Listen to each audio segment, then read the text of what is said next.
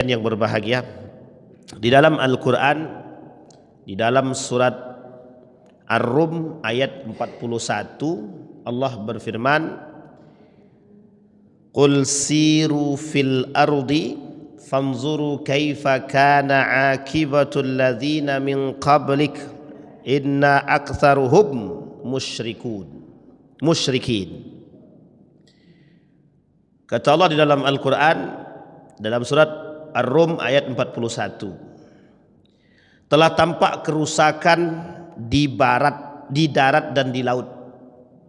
Kemudian disebabkan oleh perbuatan tangan kemaksiatan manusia. Supaya Allah merasakan, kata Allah, supaya mereka merasakan sebagian daripada akibat perbuatan mereka, agar mereka kembali kepada jalan yang benar. Maka Allah sekali-sekali tidaklah berlaku zalim kepada manusia, akan tetapi merekalah yang berlaku zalim terhadap diri mereka sendiri.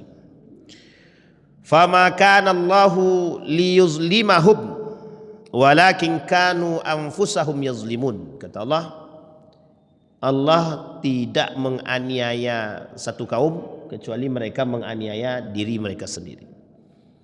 Zaharal fasad fil barri wal bahri bima kasabat aydin nas liyuziqahum ba'dalladzi aminu bi anfusihim la'allahum yarji'un. Kata mereka dituntut oleh Allah untuk menjadi manusia yang lebih baik sehingga mampu menjaga keseimbangan. Di dalam Al-Quran Allah bilang wala tufsidu fil ardi, jangan melakukan kerusakan di muka bumi, tapi manusia istiqamah membuat kerusakan. Nah, ini poin penting bagi kita. Baik, tilka ayatullahi natsluha 'alaika bil haqqi wa mallahu nuridu zulman lil alamin. Kata Allah dalam Al-Quran, dan tidaklah Allah berkehendakkan kezaliman terhadap umat-umatnya, terhadap hamba-hambanya, terhadap manusia, terhadap alam. Bapak Ibu sekalian yang berbahagia, di malam hari ini kita sedikit melihat, merefleksi mengapa bencana alam itu datang tiada henti.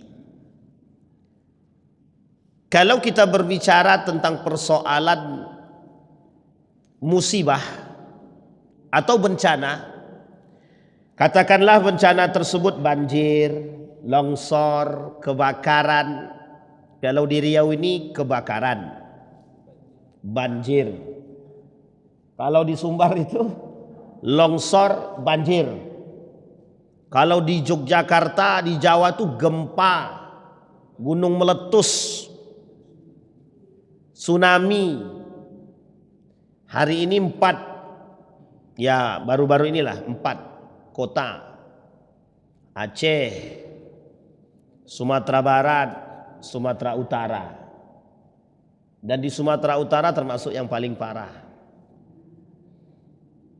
Kebetulan dalam grup angkatan kami di Pondok Dulu itu ada rumahnya yang justru bermasalah itu karena banjir tadi. Di rumah adik saya kebetulan tinggal di Sumatera Utara di Medan, airnya sedada.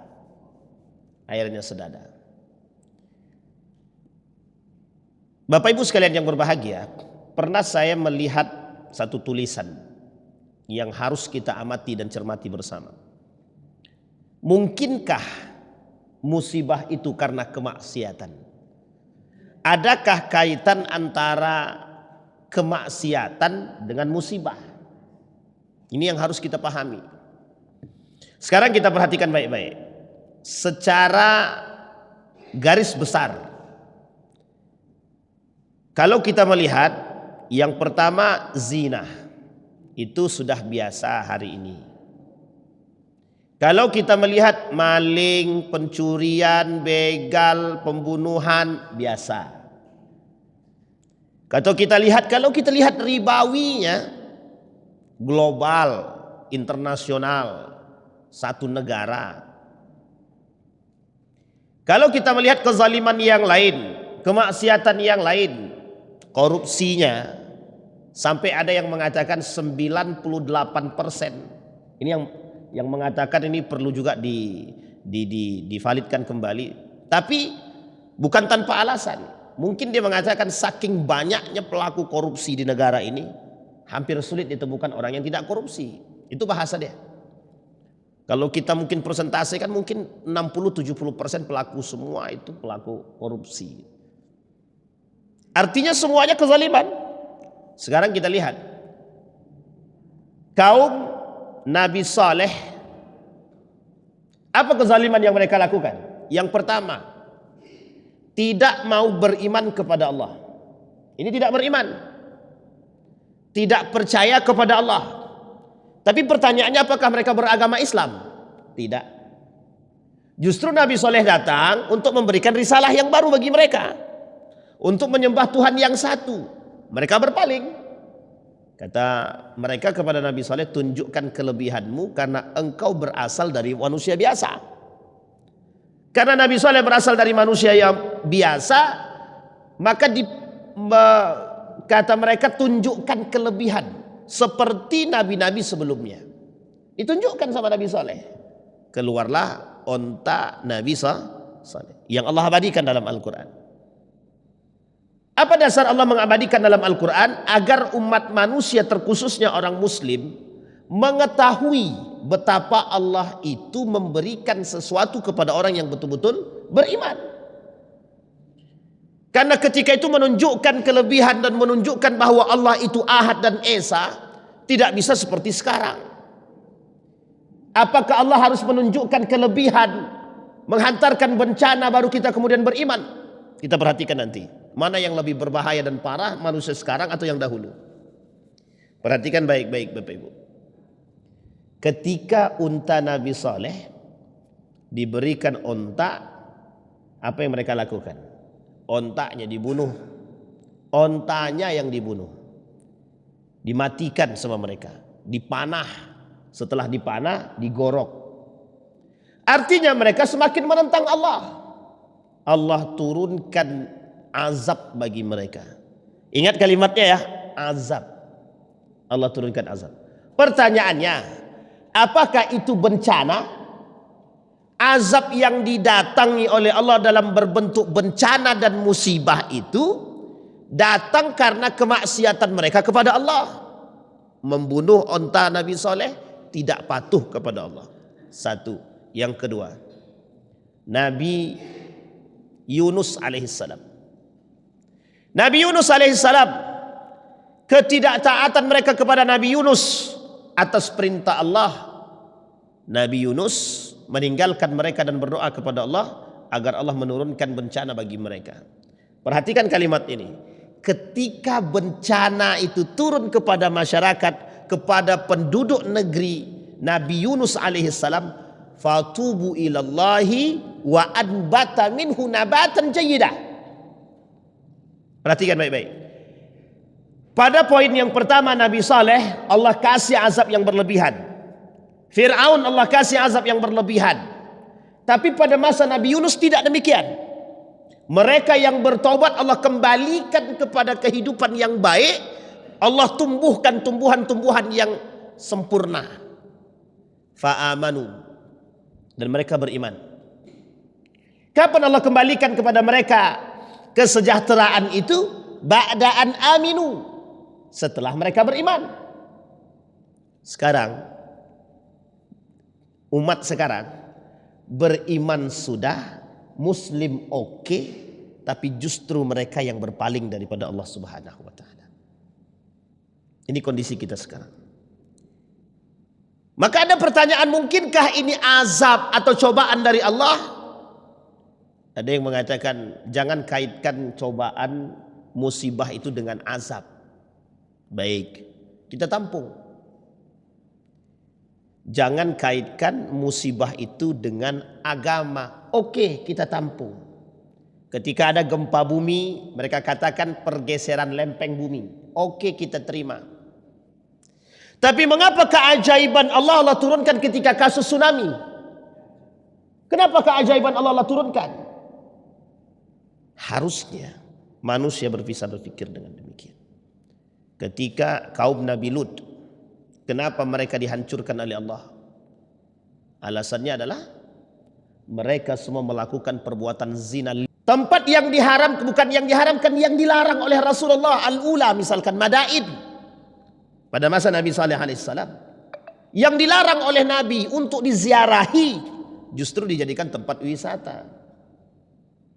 Baik, kita akan mengurai sesuatu yang berkaitan tentang iman, musibah, dan kemaksiatan.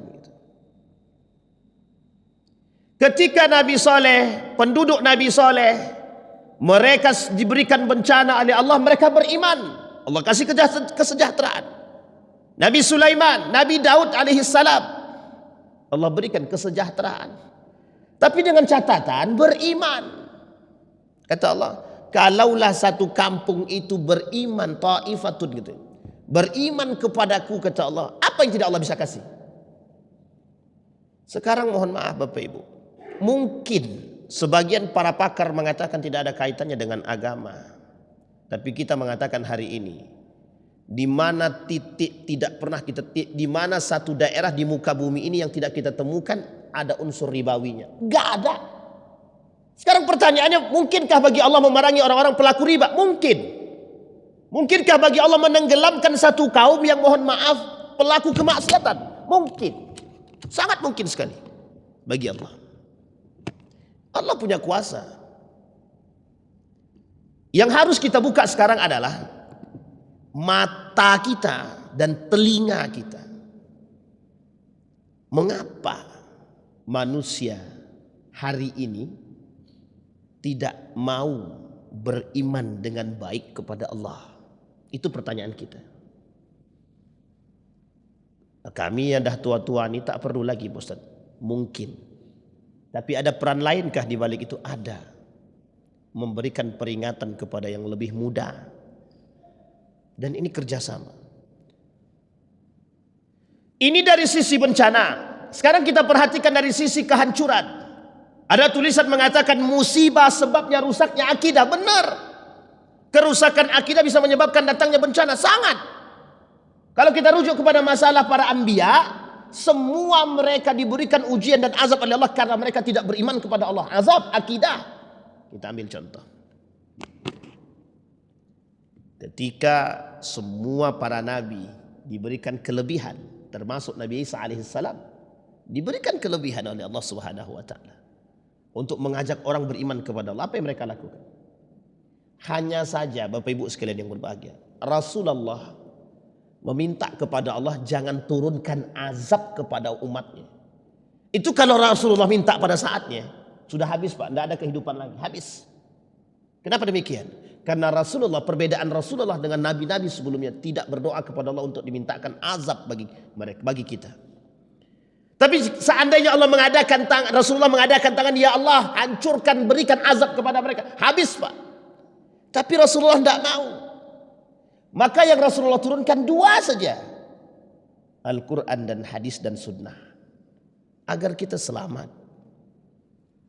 Jadi Bapak Ibu sekalian yang berbahagia, tak salah ketika kita berbicara persoalan musibah itu adalah bagian daripada ujian yang Allah berikan untuk kita. Harusnya mereka semua tidak meninggikan akal, merendahkannya di hadapan wahyu Allah. Tilka ayatullah natsluha. Kata Allah, itu tanda-tanda kekuasaan kami yang kami berikan kepada kalian agar kalian melihat. Itu tujuan mata yang Allah berikan, itu tujuan hati yang Allah ciptakan. Agar kita melihat dengan mata hati kita, agar kita melihat dengan iman. Sekarang kita perhatikan, semakin akhir, semakin ke belakang, semakin aneh kehidupan kita sekarang. Saya kaji dalam urusan agama, bermunculan orang-orang yang aneh dalam beragama. Banyak sekali Pak kasus-kasus yang aneh dalam beragama. Ada yang seperti ini, seperti itu. Ada yang punya kelebihan berbicara dengan Tuhan dan lain sebagainya. Ada semua kelebihan yang mereka miliki. Pertanyaan kita satu saja. Apa maksud dengan kemunculan kesesatan-kesesatan akidah seperti ini? Yang kedua, uniknya lagi, hari ini banyak sekali muncul pelecehan-pelecehan terhadap agama. Jadi kita nih sekarang Pak, sedang berada dalam ketakutan, kekhawatiran yang dalam seharusnya bagi mereka yang beriman. Harusnya dia khawatir dengan kondisi yang sekarang ini. Satu, kita ambil contoh ya. Kalau dari sisi kezaliman dan kemungkaran dan kemaksiatan sudah nampak Pak, zina, riba, semua. Sekarang coba lihat dari sisi keagamaan.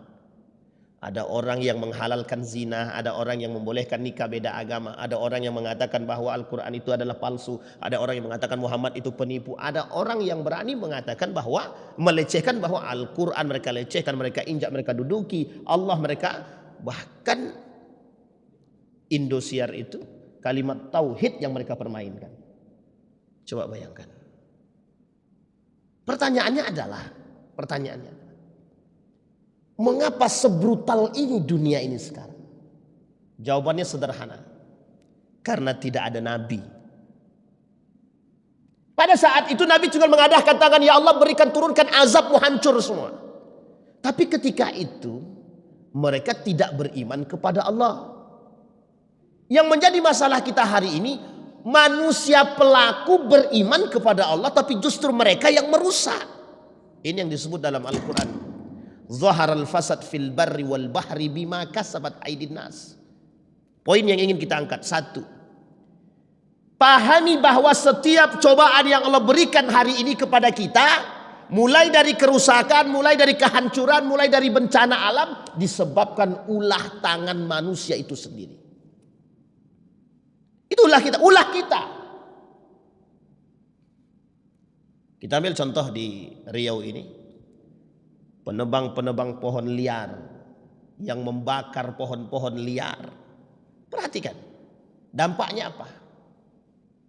Mudahnya kita mengalami kebanjiran, kebakaran, asap yang mendatangkan penyakit.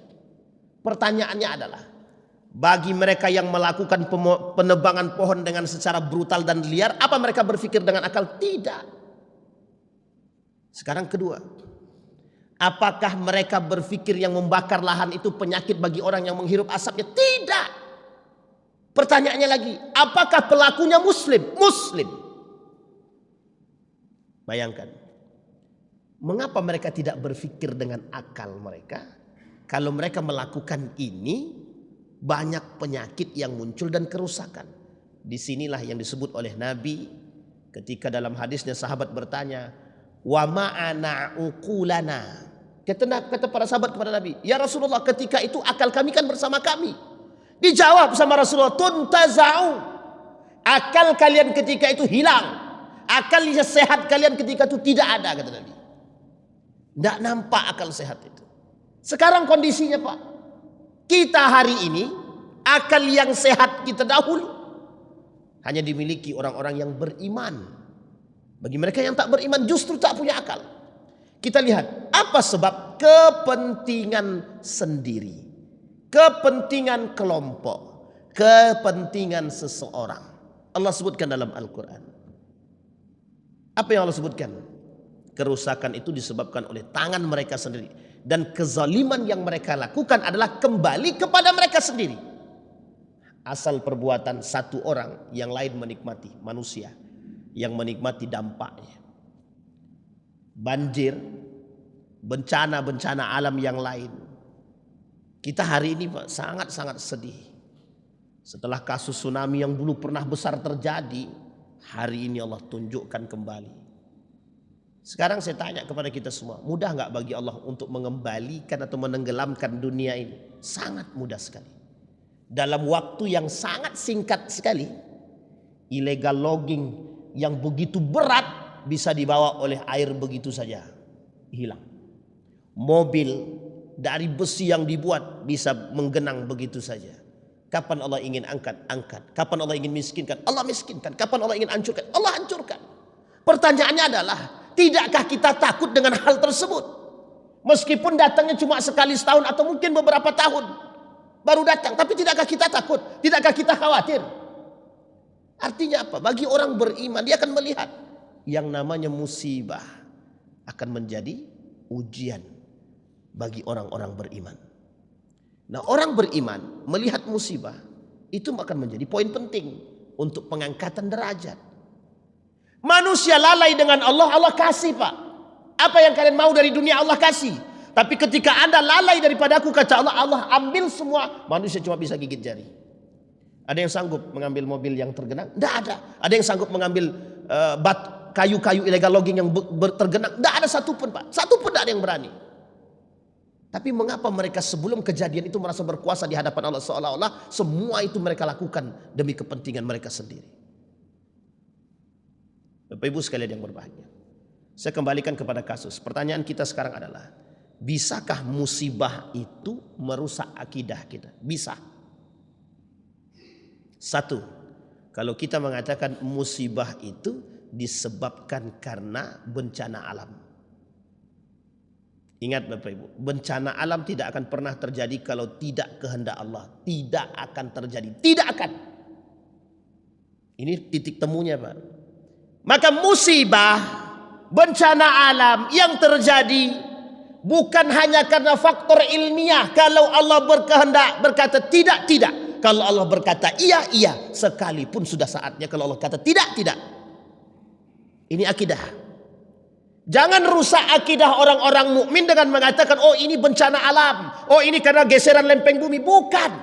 Kalau Allah berkehendak sekalipun terjadi pergeseran lempeng bumi, Allah kata tidak akan terjadi gempa.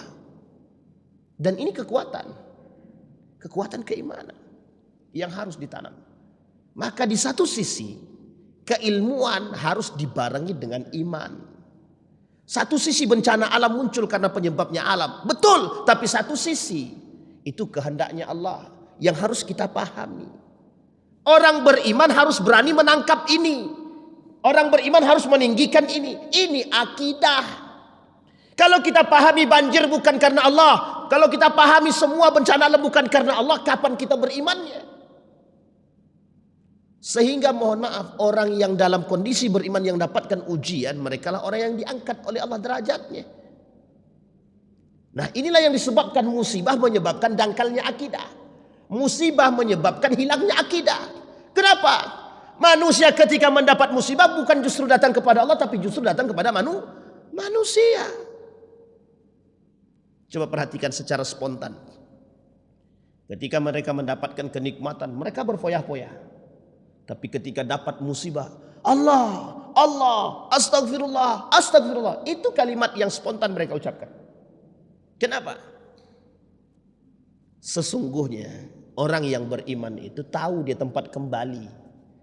Tapi ketika mereka berada dalam nikmatnya dunia, mereka melupakan Allah Subhanahu wa taala. Maka tak salah ketika Nabi bilang, jalur masuknya manusia ke dalam neraka itu 3. Pintu masuk neraka itu 3. Yang terakhir ada muta'atillah, tidak taat kepada Allah. Sekarang kita lihat bagaimana cara Allah menghancurkan satu negeri. Ketika satu negeri bekerja sama berpaling daripada Allah. Ketika satu negeri bekerja sama berpaling daripada Allah. Sekarang saya tanya kepada Bapak Ibu, kondisi itu kita temukan nggak? Apakah kita temukan kondisi itu sekarang? Orang-orang yang bersekongkol untuk menentang Tuhan. Ada kita temukan. Bahkan hari ini peran agama semakin dikerucutin, semakin diperkecil. Karena mereka melihat peluang lebih besar untuk memperkaya diri dan menguasai dunia. Bapak Ibu sekalian yang berbahagia, berarti kondisi yang kita alami sekarang adalah kondisi yang sangat mengkhawatirkan kita. Maka Nabi mengkhawatirkan umatnya. Kata Nabi, yang aku khawatirkan itu adalah penyakit-penyakit itu. Kata Nabi. Nabi mengkhawatirkan kita dari karena penyakit. Di mana kesadaran orang-orang beriman? Tidak ada. Orang-orang beriman tidak punya kesadaran. Nah, kembali kepada poin kita Bapak Ibu. Apa kata Allah di dalam Al-Quran? Kata Allah di dalam Al-Quran, zaharal fasad fil barri wal bahri bima kasabat aydin nas. Bencana, kerusakan di muka bumi ini, kata Allah, disebabkan ulah tangan manusia itu sendiri.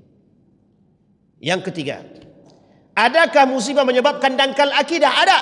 Kita berikan peringatan kepada kita semua. Kejadian ini terjadi di daerah Jawa.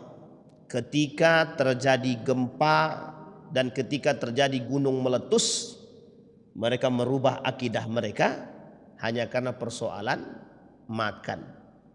Kita ambil contoh 2006 gempa bumi. Bisa mereka rubah akidah mereka, agama mereka, karena ada satu kelompok yang mengatakan jika Anda mau makan, kami akan berikan makan dengan catatan Anda keluar daripada agama Islam. Apa yang terjadi? 2006 mereka lakukan misi membuat atau memurtadkan manusia secara massal di tempat tersebut, Yogyakarta, lebih tepatnya Bantul. Kedua, gunung meletus, mereka manfaatkan untuk merusak akidah. Ketika gunung meletus terjadi pada tahun 2010, siapa yang pertama sekali naik ke atas? Mereka merusak akidah. Jadi jangan salah Bapak Ibu. Ketika kita punya masalah, musibah, harusnya yang kita datangi pertama sekali adalah Allah. Dan kita berpikir seberapa lama Allah akan menguji kita. Ini poin penting bagi kita. Maka apa kata para ulama? Kezaliman yang dilakukan oleh manusia di muka bumi ini merupakan realita dari rusaknya akidah manusia itu sendiri. Kata Allah dalam Al-Quran, yang tidak beriman kepada Allah. Kata Allah bahkan mengatakan, wa in aradna an nuhlikal qauma, kalau kami ingin menghancurkan satu kaum, kata Allah. Apa sebab Allah ingin menghancurkan satu kaum? Ketidakberimanan mereka. Mengapa Allah mencabut keberkahan mereka? Allah karena mereka tidak beriman. Barakatum minas sama'i wal ard. Kalau seandainya satu kampung itu mau beriman kepadaku, kata Allah, aku turunkan barakat minas sama'i wal ard. Bagaimana Allah menurunkan keberkahan ribawinya jalan? Bagaimana Allah mau menurunkan keberkahan zinahnya terang-terangan? Bagaimana Allah menurunkan keberkahan korupsinya ditampakkan? Bagaimana Allah mau menurunkan keberkahan kemungkarannya justru menjadi poin utama sebagai para pelaku-pelaku saat ini. Bapak Ibu sekalian yang berbahagia, kata Syekh Abdurrahman As-Sa'di dalam kitab Taisir Karim Ar-Rahman, bahwa segala musibah yang menimpa manusia, baik yang terjadi pada dirinya, hartanya, anak-anaknya dan keluarganya dan yang lain, tak lain tak bukan disebabkan oleh maksiat yang pernah mereka lakukan kepada Allah. Berarti Pak Ustaz, orang-orang yang sedang dalam bencana itu karena mereka maksiat kepada Allah. Bukan mereka, tapi kita. Bukan mereka, tapi kita. Ini poin penting untuk kita pahami. Ustadz, janganlah begitu. Mereka sedang dalam bencana, benar. Kita datang untuk memberikan peringatan kepada kita semua. Betapa dahsyatnya ketika Allah menurunkan bencana bagi kita. Betapa dahsyatnya ketika Allah menurunkan musibah bagi kita. Apa yang harus dilakukan oleh umat muslim? Satu, ketika Allah menurunkan musibah bagi kita, yang harus dilakukan oleh seorang muslim yang pertama, bertawakal kepada Allah. Kembalikan masalah itu kepada Allah. Wasta'inu bis sabri was salah. Minta pertolongan kepada Allah dengan sabar dan salat. Apa yang bisa dibuat oleh manusia ketika banjir demikian? Jangankan, mohon maaf, superhero pun tak sanggup. Bayangkan Pak, Spiderman cuma ada dalam kartun, dalam film. Batman nggak pernah muncul. Tapi manusia yang menganggap diri dia paling baik, menganggap dirinya paling kuat, paling kaya, apa mampu mereka melakukan demikian? Tidak bisa. Harusnya kita pahami demikian. Satu, kembalikan urusan ini kepada Allah. Yang kedua, perhatikan apa yang telah kita lakukan. Musibah, maksiat, kemungkaran apa yang telah kita lakukan, yang harus kita kembalikan kepada Allah. Bertaubatlah, muhasabah, yang harus kita lakukan. Berbenah diri. Ini penting bagi kita untuk berbenah. Kalaulah riba ini menjadi poin besar yang akan memerangi setiap orang, wajar kalau Allah perangi kita karena pelaku riba semua. Mungkin di antara sekian banyak manusia di muka bumi ini, terkhusus di Indonesia ini, hanya segelintir yang tidak melakukan permainan ribawi. Bisa dipahami, Pak. Allah kata setiap orang yang bermain dengan ribawi fa'zanu biharbin minallah, bersiap kata Allah. Satu. Bahkan dalam riwayat dalam ayat yang lain, wa in aradna an nuhlikal qauma, kalau kami ingin menghancurkan satu kaum kata Allah, mudah bagi kami. Itu karena mereka bermaksiat kepada kami kata Allah. Artinya apa? Tinggalkan maksiat. Makanya Allah masih sayang dengan Riau ini, Pak. Jujur aja. Allah masih sangat sayang dengan Riau ini. Syiahnya jelas. Kelompok Syiahnya ada. Kemungkarannya jelas. Penjualan minuman khamarnya jelas. Korupsinya terang-terangan. Pertanyaannya satu saja. Mengapa Allah belum hancurkan negeri ini? Karena Allah masih sayang. Artinya apa? Harusnya dengan kondisi yang terjadi dengan saudara-saudara kita, kita bisa melihat dengan akal sehat kita betapa tidak mampunya manusia di hadapan Allah. Yang ketiga, pahami setiap bencana yang Allah berikan adalah menunjukkan kelemahan manusia dan menunjukkan kehebatan Allah jika Allah berkehendak. Itu yang Allah sebutkan. Wa tilka ayatullah natsluha. Itu kekuasaan kami kata Allah yang kami tampakkan kepada kalian. Apa yang bisa kalian lakukan? Ketika Qarun Allah tenggelamkan, dalam hati dan niat Qarun bertaubat kepada Allah di dalam air ketika tenggelam. Tapi malaikat menyumbat mulutnya dengan air sehingga tak mampu berkata untuk bertobat. Apakah ada penyesalan? Ada. Kapan penyesalannya? Selalu di belakang. Jadi Bapak Ibu sekalian yang berbahagia. Yang keempat, poinnya adalah setiap seorang mukmin wajib hukumnya untuk mencegah kemungkaran agar Allah tidak mendatangkan azab dan cobaan. Bukan malah ikut-ikutan. Kita mencegah. Harus kita cegah, harus. Allah ciptakan langit dan bumi. Allah ciptakan tumbuh-tumbuhan untuk kita makan, untuk kita nikmati, bukan untuk kita rusak. Ini poin penting. Baik Bapak Ibu sekalian berbahagia. Nah, apa kata Allah di dalam Al-Quran? Jikalau sekiranya penduduk satu negeri beriman, amanu wattaqau, dan bertakwa, la fatahna alaihim barakat minas sama. Kalimat selanjutnya yang Allah katakan, tetapi mereka mendustakan ayat-ayat kami, maka kami siksa mereka disebabkan perbuatan mereka, kata Allah dalam surat Al-A'raf ayat 96. Jadi kedustaan mereka terhadap Allah. Nah, Bapak Ibu sekalian yang berbahagia, betapa saya hari-hari ini, akhir-akhir ini sering merenung, kok yo selamat enggak ya hidup saya ini sih. Ini umur saya masih 36 tahun Bu, Pak. Tapi saya berpikir, selamat enggak saya nih? Kemudian saya mikir lagi, kira-kira anak dan istri saya ke depan ini selamat enggak? Saya tak berpikir, Pak, mohon maaf, bukan selamat karena apa? Saya takut akidah mereka menyeleweng, justru mohon maaf. Na'udzubillah, misalkan saya mati duluan. Kita khawatir. Dengan kondisi sekarang yang kita perhatikan, mohon maaf, kemungkaran, kemaksiatan, bahkan sampai mengarah menghilangnya akidah, apa kita tidak pernah khawatir dengan hal tersebut? Sangat mengkhawatirkan. Kadang saya berpikir, ya Allah, akankah selamat keluargaku? Sementara Allah katakan, ku anfusakum wa ahlikum nara. Jaga anakmu, jaga istrimu, jaga keluargamu dari api neraka. Pertanyaannya, apa yang Allah maksud? Bencana alamkah? Bukan. Apa yang Allah maksud? Musibahkah? Bukan. Yang Allah maksud adalah hilangnya akidah dalam diri anak-anak kita dan istri kita. Kapan kita bisa melihat mudahnya hilang akidah dalam diri dan anak-anak kita dan keluarga kita? Ketika diturunkan bencana, ketika diturunkan ujian dan cobaan. Contoh, misal ketika ada orang tabrakan, siapa yang pertama sekali kita hubungi? Kemana kita pertama sekali kembali? Datangkah kita kepada Allah dulu atau ke manusia dulu? Manusia. Coba polisi. Itu yang pertama sekali. Dan kita tidak mengatakan astagfirullah, alhamdulillah, na'udzubillah.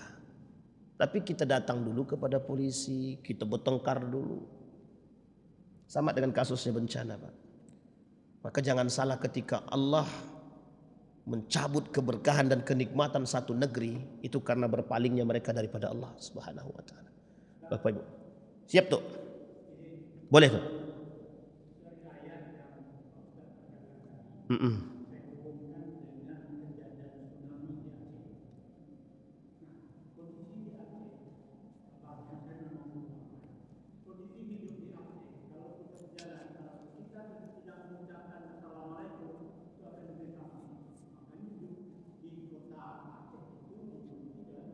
Serambi Mekah.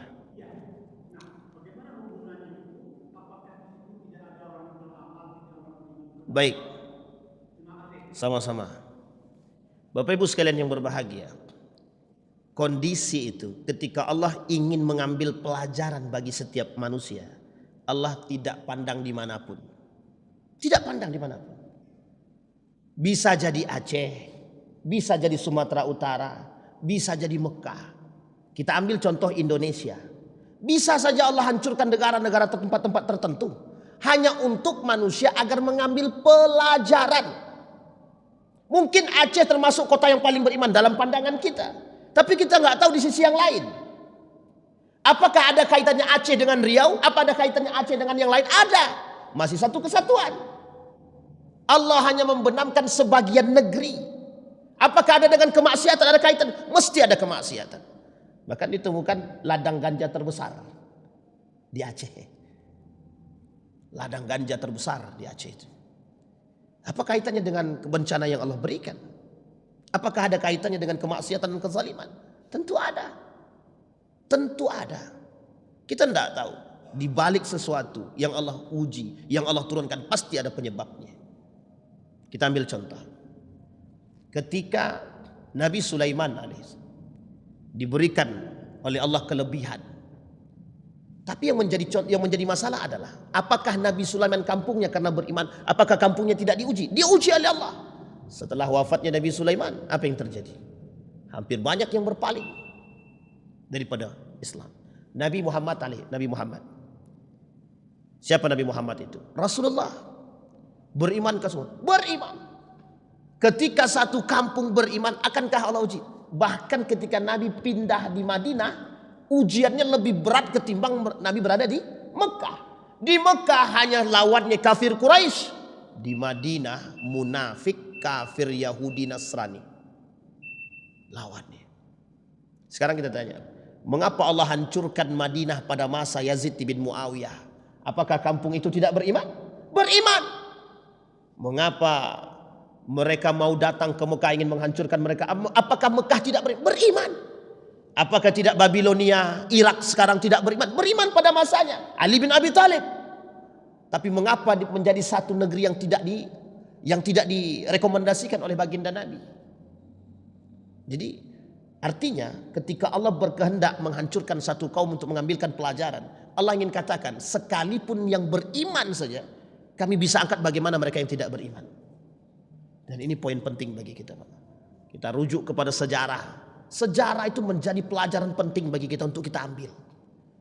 Bahkan Allah tunjukkan kelebihannya di Aceh, di Sumatera Barat. Sumatera Barat orangnya beriman. Kita kenal betul itu. Tapi mengapa orang-orang beriman ujiannya berat? Allah juga mengatakan, Nabi juga mengatakan dalam hadis yang lain, riwayat yang lain. Orang-orang yang beriman itu kelak di hari kiamat, di akhir zaman, akan dimatikan oleh Allah lebih dahulu daripada orang-orang yang dua, kafir dan munafik. Jadi Bapak Ibu sekalian yang berbahagia, ada kabar bahagia bagi kita. Kabar bahagianya adalah tetaplah istiqamah dengan keimanan kita. Insya Allah kalau kita istiqamah dengan keimanan kita, kita tidak akan mati bersama orang-orang kafir dan munafik. Insya Allah.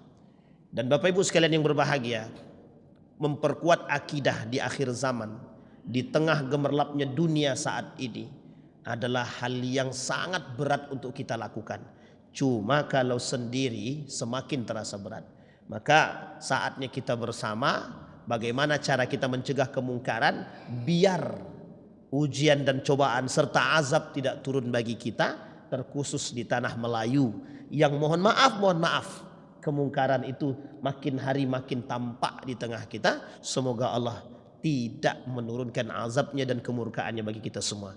Dan kita Bapak Ibu sekalian yang berbahagia, kita berdoa untuk saudara-saudara kita yang sedang menghadapi musibah, baik di Sumatera Barat, Sumatera Utara, begitu juga Aceh, dan di tempat-tempat yang lain termasuk Sudan, Palestina yang belum selesai sampai hari ini. Kita terus berdoa kepada Allah, semoga yang pertama Allah berikan mereka kekuatan dan kesabaran serta ketabahan. Yang kedua, semoga semakin membuat mereka dekat dengan Allah. Yang ketiga, semoga banyak orang-orang yang mengulurkan tangan mereka dan memberikan bantuan-bantuan terbaik bagi mereka. Yang keempat, setidaknya kita orang-orang beriman mampu dan tetap bersama dengan mereka. A'udzubillahi minasyaitonirrajim.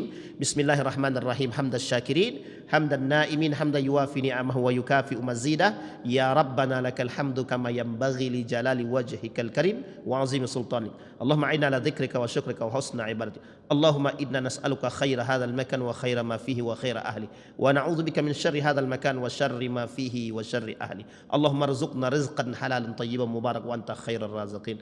Allahumma ij'alna minal muttaqin, Allahumma ij'alna minal muhsinin ya rabbal alamin. Allahumma israh sudura ummahatina, Allahumma israh Allahumma sarrih islah aslih ya rabbal alamin min akhlaqina wa akhlaqis salihin ya rabbal alamin. Allahumma ij'alna minas su'ada'il maqbulin wa la taj'alna minal ashqiya'il mardudin. Allahumma ansur man nasarad din wa khzul man khazal al muslimin. Allahumma ansur ikhwanana al mujahidin fi Palestin wa fi Sudan wa fi Gaza wa fi kulli makan wa khasatan Indonesia ya rabbal alamin. Allahumma barik lana wa barik baladina, Allahumma barik baldatina ya zal jalali wal ikram. Rabbana atina fid dunya hasanah wa fil akhirati hasanah wa qina adzabannar. Walhamdulillahi rabbil alamin. Assalamualaikum warahmatullahi wabarakatuh.